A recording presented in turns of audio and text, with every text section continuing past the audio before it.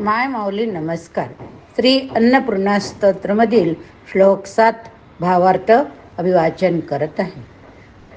दीक्षांती समस्त वर्णन करी, शंभो श्री भावा करी, काश्मीरा त्रिपुरेश्वरी त्रिनयनी, नित्यांकुरा शर्वरी, कामाकांक्ष करी जनोदय करी, काशीपुराधीश्वरी, भिक्षां देई रूपावलंबन करी, माता अन्नपूर्णेश्वरी.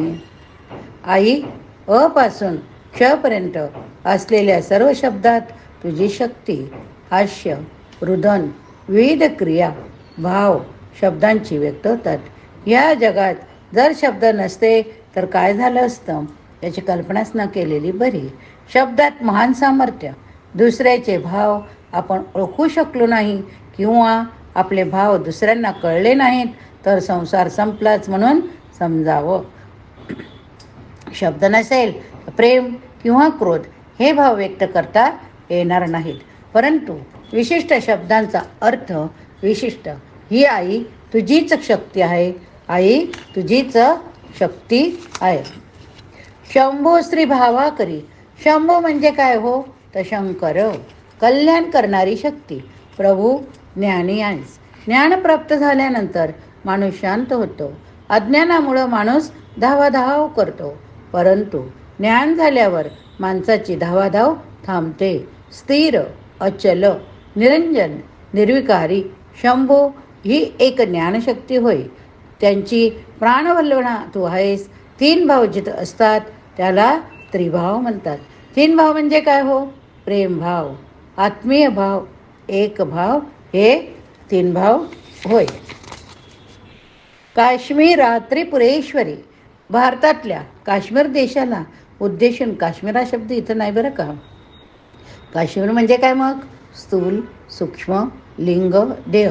हा देह भूतकाळी होता, वर्तमान काळी आहे, भविष्य काळात राहणार आहे. त्यावर तुझा विश्वास आहे, अधिकार आहे. एकाच शरीराचे 3 शरीर आहेत. एका अर्थानं आपण त्रिपुरासूर आहोत. या 3 देहात मांगल्याचा पत्ताच नाही. सूक्ष्म लिंग देहात मांगल्याचा विचार असतो, तर स्थूल देहात केवळ भोगाचाच विचार असतो. त्रिनयनी म्हटलेला आहे अन्नपूर्णेला. शंकराला जसे 3 नेत्र आहे तसे आई तुला 3 नेत्र, 3 डोळे. याचा अर्थ काय हो तर 3 डोळे म्हणजे तुझ्या डोळ्यात 3 प्रकारचे भाव आहेत. डोळ्यात असलेले विशेष तेज तुझंच आहे. आईचं नेत्र पोषक, शोधक, स्नेहाल आहेत.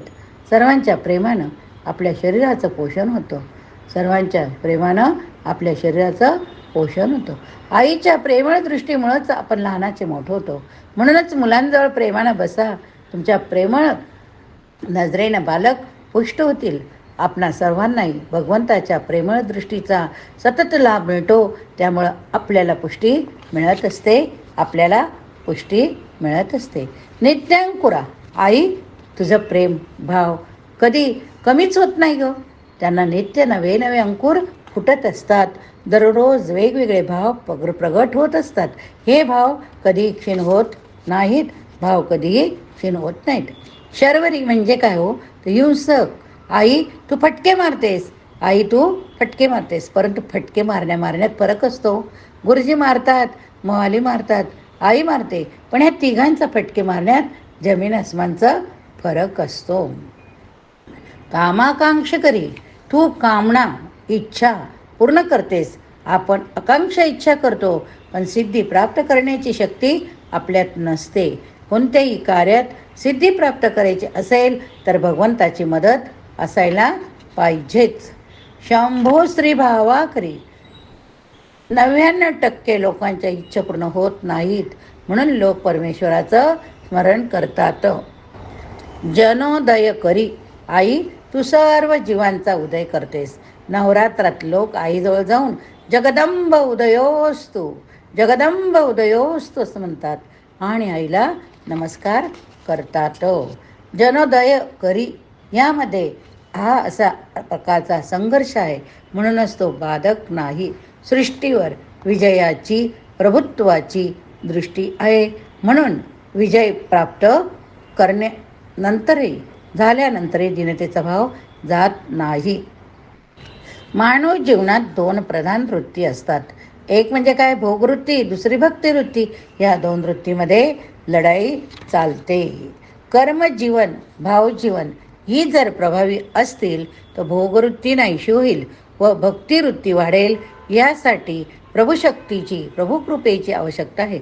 ही दोन्ही प्रकारची जीवन जितक्या प्रमाणात दृढ होतात तितक्या प्रमाणात प्रभुकृपा वाढू लागते. प्रभुकृपा वाढल्यावर भोगवृत्तीचं भक्तीत रूपांतर होतं. यालाच जनोदय करी असं म्हणतात. बोला अन्नपूर्णा माता की जय.